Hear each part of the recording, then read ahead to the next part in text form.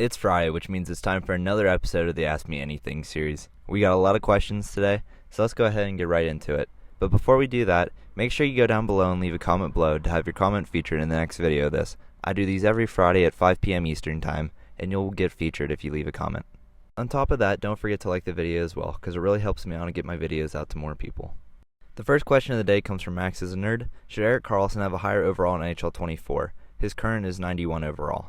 Personally, I think that's a pretty good standing for Karlsson. He's a very good defender. He won the Norris last year, best offensive defenseman in the league. As good as he is on offense, his defense is a little lacking. So I think 90 overall is pretty fair with what he brings to the table.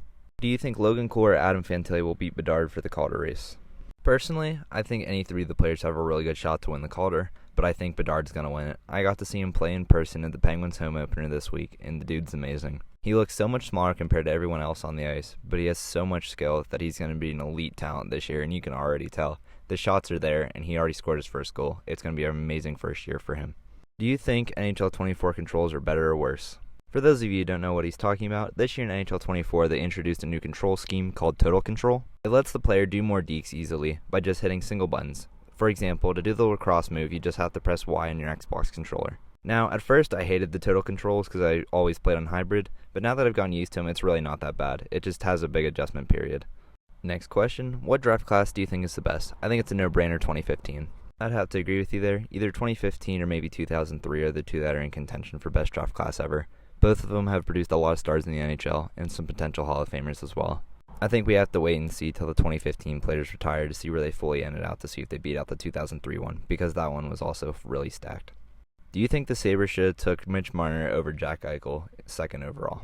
I don't think so. Jack Eichel is an elite player in the NHL. In any other draft year, he would have won first overall if Connor McDavid wasn't ahead of him. A lot of people will look back at his time in Buffalo and think he just gave up on the team, but you have to remember, he didn't give up on the team. He'd still probably be playing there to this day if they just let him get his surgery.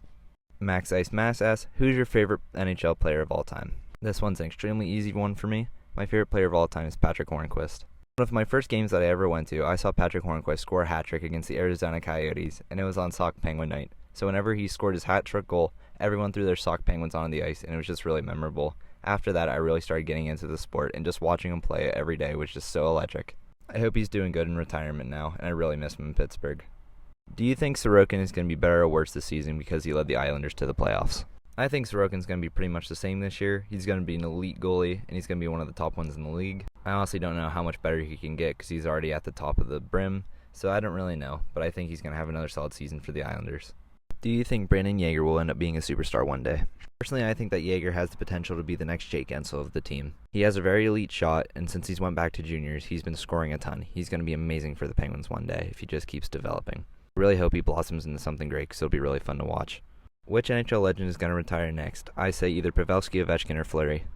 Pavelski and Ovechkin are still producing on really elite levels, and Fleury is still playing really good too. But I have to think that it's going to be Fleury. His contract's up after this season, and he's left it kind of up in the air whether he's going to come back next year or not. Who do you think the best player for the Blues is going to be? I think Robert Thomas. Personally, I think that it's going to be Jordan Kyrou. He has elite speed and is just a really good player overall, and I think he's going to be really good for the Blues this year. He's already elite, and I think he's going to take it up to another level this year. Will Stuart Skinner be a star in the NHL? I don't think that he's going to be a superstar goalie, but I do think he's going to be a good goalie overall. Considering the circumstance he was put into last year, he already had a really solid year, and I think he's going to back it up over his career. Will Connor Bedard be better than McDavid or McKinnon? Personally, I think Bedard will be better than McKinnon, but I don't think he'll be better than McDavid. McDavid's just a different breed when it comes to hockey, and I don't think anyone's ever going to come close to where he's at least for the time being. Maybe once things progress a little bit more in the far future, but I think right now we're never going to see a player like McDavid again. Will Karlsson have another year like he just did? I think that Erik Karlsson's going to have another really solid year with the Penguins, but I don't think he's going to put up 100 points this year. That was just a flash in the pan, and I think we're never going to see that again from a defenseman in the NHL. Do you think the Penguins will get the third spot in the Metro? I think this one's pretty likely. I think either the Penguins or the Rangers are going to get that third spot, but I think the Penguins can't beat the Rangers. If Igor goes down with an injury, the Rangers are screwed, and I think that's the only thing keeping them alive right now. Besides that, they would suck. Marking Plays asks, will the Pens sign Nylander? Personally, I don't think so. I don't think the Penguins are going to have enough cap space to give Nylander the money that he's going to want in the offseason, but maybe there will be some sort of connection between him and Dubas, and he'll be able to get the job done. Having William Nylander on this team would be really fun to watch, and I think it would be a really great addition if they could swing it, but I don't think there's any way that they're able to. Will Drew O'Connor be good for the Penguins because of the preseason game against Buffalo where he was on the first line and scored 2 goals? Drew O'Connor looked like a beast through the preseason, and he looked good in the first game, Now I hope he continues to follow that up and have his breakout season this year. He's primed for it, and I think if anyone on the team's going to be able to do it, it's going to be him. And I think it's going to be really fun to watch if he does. Do you think Marchand is a good captain for the Bruins?